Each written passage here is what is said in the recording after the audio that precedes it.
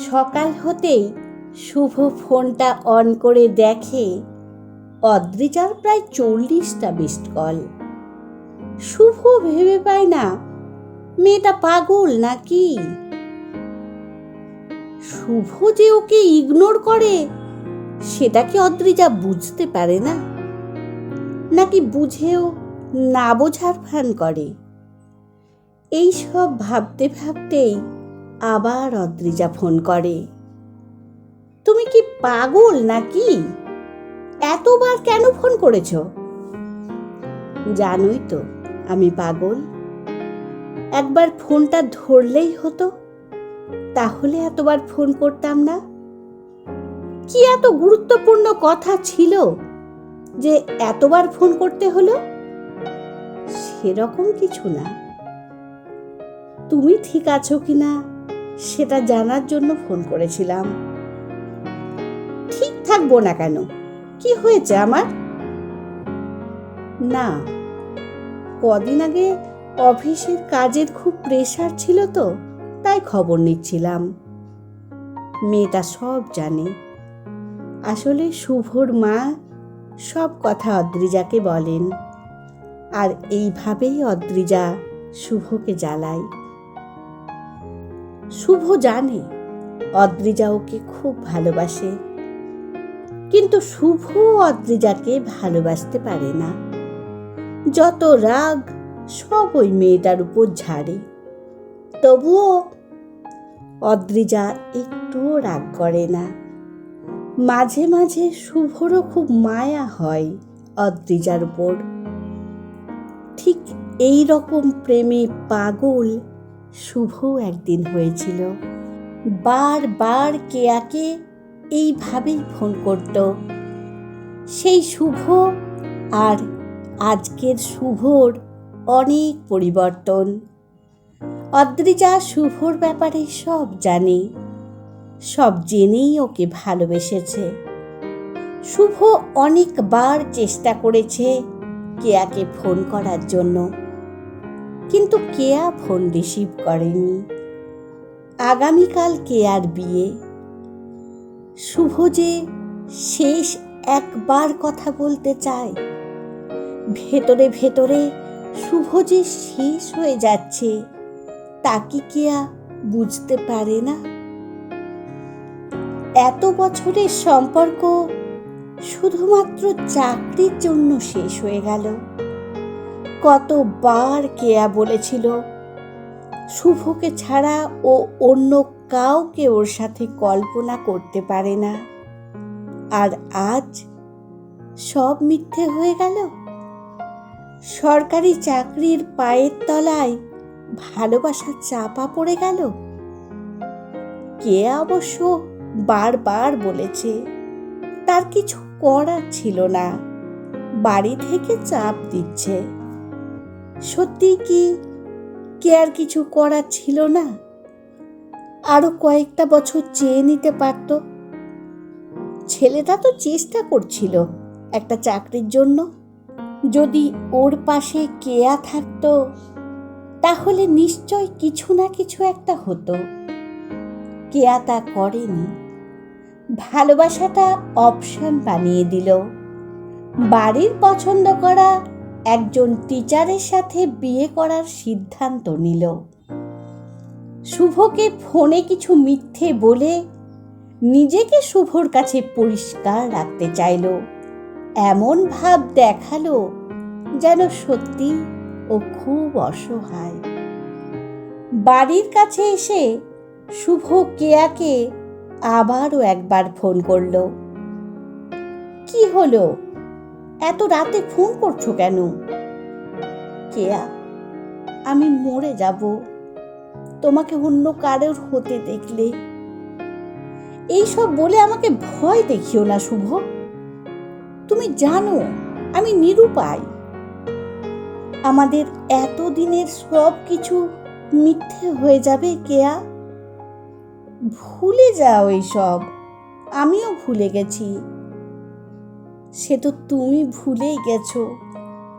তা না হলে বিয়েতে রাজি হতে পারতে কি এত সহজে? কি বলতে চাও? আমি ভালোবাসিনি তোমায়? ঠিক আছে, ভালো যদি বেসে থাকো, তাহলে আজ যেভাবেই আছো সব ছেড়ে আমার হাত ধরে বেরিয়ে এসো। কথা দিচ্ছি, 1 বছর সময় দিলে আমি ঠিক নিজের পায়ে দাঁড়িয়ে যাব। কোনো অভিযোগ করতে দেব না আমাকে নিয়ে। সারা জীবন খুশি রাখবো। তা হয় না শুভ, আমি তোমার সাথে যেতে পারবো না। যদি কোনো দিন ভালোবেসে থাকো, তাহলে প্লিজ আর কোনো দিন আমায় ফোন করো না। আমাকে আমার মতো থাকতে দাও। বিয়েটা বেশ ধুমধাম করেই হয়েছিল, আর ওপাশে একটা ছেলের মন ভেঙে টুকরো টুকরো হলো। মন ভাঙার কোনো শব্দ নেই, থাকলে হয়তো বোঝা যেত তা কতটা কষ্টের। মা বাবার মুখ চেয়ে সব কিছু মানিয়ে নেওয়ার চেষ্টা করল শুভ, কাউকে কিছুই বুঝতে দিল না। তবে পরিবর্তনটা অনেকেই বুঝতে পেরেছিল। হাসি খুশি ছেলেটা হঠাৎ চুপচাপ হয়ে গেল। অফিস টাইমে আবার অদ্রিজার ফোন। শুভ বেশ বিরক্ত হয়েই ফোনটা ধরে। কি হলো আবার? না, মানে খাবার খেয়েছো কিনা জিজ্ঞাসা করছিলাম। তোমার কি মনে হয় আমি বাচ্চা ছেলে, নিজের খেয়াল নিজে রাখতে পারি না? না, তা কেন হবে? আমি তো এমনি খবর নিচ্ছিলাম। ঠিক আছে, এখন আর ফোন করব না। অনেক অনেক ধন্যবাদ। আর আমাকে জ্বালিও না দয়া করে। ঠিক আছে, তবে রাতে ফোনটা খোলা রেখো, ফোন করব আমি। শুভ কিছু বলার আগেই ফোনটা রেখে দেয় অদ্রিজা। শুভর রাগী মুখে হাসির রেখা ফুটে ওঠে। মেয়েটার কি মান সম্মান বলে কিছুই নেই? এত অপমান করে, তবুও কেমন নির্লজ্জের মতো ফোন করে যায়। ভালোবাসাটা হয়তো এইরকমই বেহায়া। শত অপমানের পরেও মাথা তুলে দাঁড়াতে চায়। শুভও তো কতবার এই রকম কেয়ার জন্য করেছে। প্রতিবার ঝগড়া হলে শুভই কেয়ার রাগ ভাঙাতো। দোষ কেয়ার থাকলেও শুভই আগে সরি বলতো। শুভ মাঝে মাঝে চাইতো কেয়াও ওকে বলুক, ওর অভিমানটা জানুক, কিন্তু কেয়া তা করতো না। একমাত্র শুভর কাছেই সম্পর্কটা দামি ছিল। তাই তো ইগো ভুলেও বারবার কেয়ার কাছেই ছুটে গেছে। কেয়ার বিয়ের 2 বছরের মধ্যেই চাকরিটা পেয়েছিল শুভ।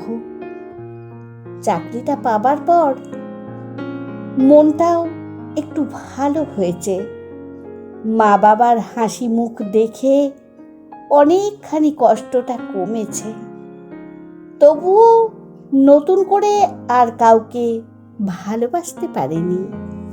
অদ্রিজা মেয়েটা খারাপ নয়, শুভর সাথে ওর বাড়ির সবার খেয়াল রাখে। তবুও শুভ মনের দরজাটা আর খুলতে পারেনি, জোর করে আটকে রেখেছে। অতীতের ছেড়ে যাওয়ার ভয়টা আজও রয়ে গেছে তার। অফিসের কাজে শুভর আজ মন বসছে না। অদ্রিজা 2 দিন ফোন করেনি।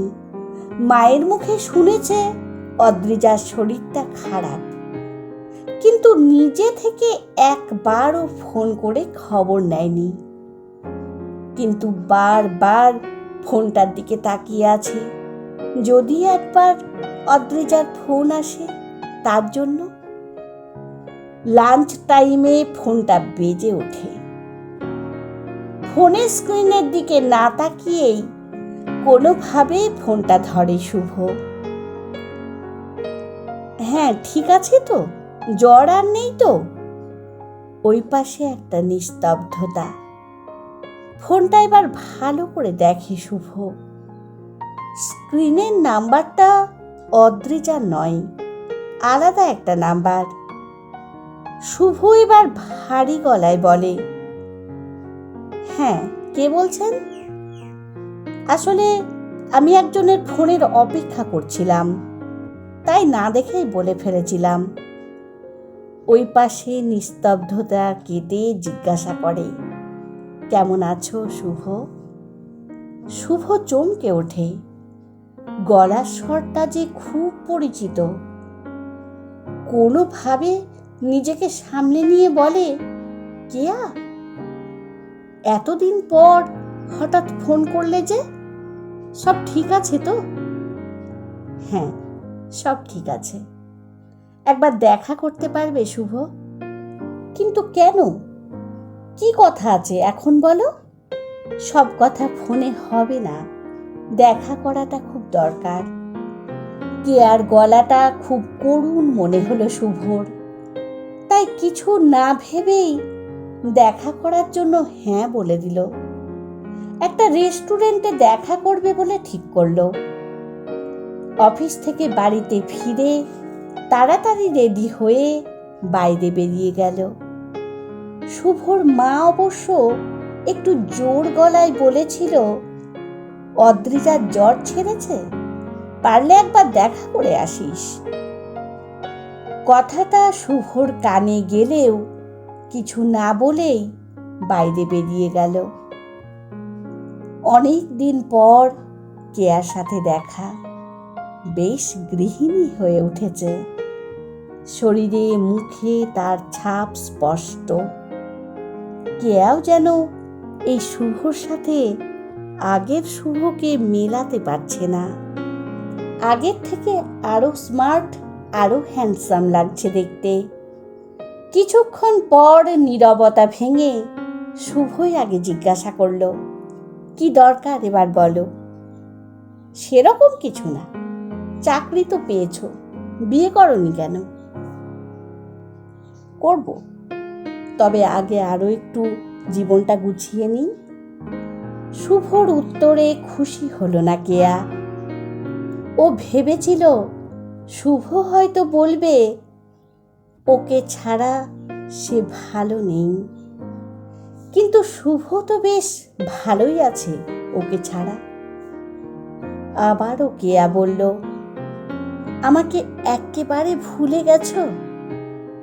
না তো, অনেক কিছুই মনে আছে আমার। তাহলে চলো না শুভ, আমরা আবার আগের মতো হয়ে যাই। মানে, কি বলতে চাও তুমি?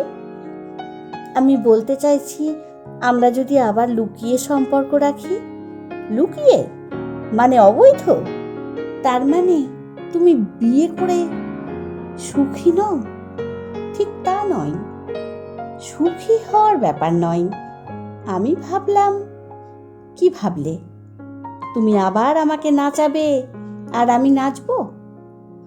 আমি কিছু ভুল ভাবছি না। তোমার মতো মেয়েরা কোনো কিছুতেই সুখী হয় না। আসলে কোনো অভাবে নয়, এটা একটা স্বভাব তোমাদের। ভেবেছিলাম সুখে আছো স্বামী সংসার নিয়ে, তাই সব সময় ঈশ্বরের কাছে তোমার ভালো চেয়ে এসেছি। কিন্তু তোমরা সহজে সন্তুষ্ট হতে পারো না। আর হ্যাঁ, একটু আগে জিজ্ঞাসা করছিলে না যে তোমাকে ভুলে গেছি কিনা? না, আমি ভুলিনি। আজও তোমার বেইমানি আর অবহেলাগুলোকে যত্ন করে রেখে দিয়েছি, যা আমাকে ঘুরে দাঁড়াতে সাহায্য করছে। নিজেকে বদলাও কেয়া, স্বামী নিয়ে সুখে সংসার করো। এক নাগাড়ে কথাগুলো বলে শুভ রেস্টুরেন্ট থেকে বেরিয়ে এলো। সন্ধে ঘনিয়ে এসেছে। এই অন্ধকার আর ভালো লাগছে না শুভর। অথচ এতদিন এই অন্ধকারটাতেই ডুবে থাকতো শুভ। একটা নেশার মতো ছিল তার কাছে। কিন্তু আজ একটু আলোর সন্ধান পেয়ে দম বন্ধ হয়ে আসছে তার। নিজের অজান্তেই চোখ দিয়ে জলের ধারা বয়ে আসছে। তা এতক্ষণ খেয়াল করেনি শুভ। আজ অনেক দিন পর সব অপমানের বদলা নিতে পারল সে। তবুও বারবার মন চেয়েছে কেয়া ভালো থাকুক। হাঁটতে হাঁটতে অনেকটা পথ পার হয়েছে। এই রাস্তাটায় কোনোদিন আসবে বলে ভাবেনি শুভ। সব সময় এই গলির মোড়টা একটু এড়িয়ে যেতে চাইতো, কিন্তু আজ এই জায়গাটা ছেড়ে শুভর যেতে মন চাইছে না। পকেট থেকে ফোনটা বের করে সেভ করে রাখা নম্বরটায় ফোন করলো সে। শুভর ফোন দেখে অদ্রিজা অবাক। এই প্রথমবার শুভ অদ্রিজাকে নিজে থেকে ফোন করলো। শুভ, সব ঠিক আছে তো? শরীর কেমন এখন? হ্যাঁ, ঠিক আছে, জ্বর আর নেই। কিন্তু তুমি এখন ফোন করলে? কোনোদিন তো নিজের থেকে ফোন করনি। সব ঠিক আছে তো? তোমাদের পাড়ার গলির মোড়ে দাঁড়িয়ে আছি, ফুচকা খাবে তো এসো। তুমি পাড়ার গলির মোড়ে ফুচকা? সব ঠিক আছে তো শুভ? তাড়াতাড়ি এসো, অপেক্ষা করছি। অদ্রিজা কোনো রকমে তাড়াতাড়ি রেডি হয়ে বেরিয়ে যায়। কদিনের জ্বরে মেয়েটা বড় দুর্বল হয়ে গেছে। সামনে আসতেই শুভ বুঝতে পারল। কি হয়েছে শুভ? হঠাৎ তুমি এখানে?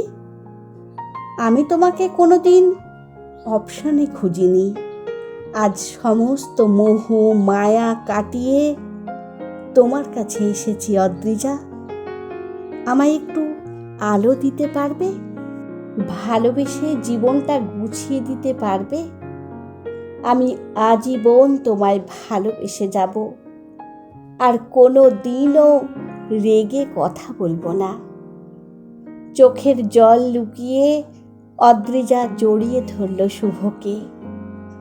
মনে মনে কথা দিল অদ্রিজা, সে সারা জীবন এইভাবেই আগলে রাখবে শুভকে। কলমে মৌসুমী হাজরা, কণ্ঠে সোনালী।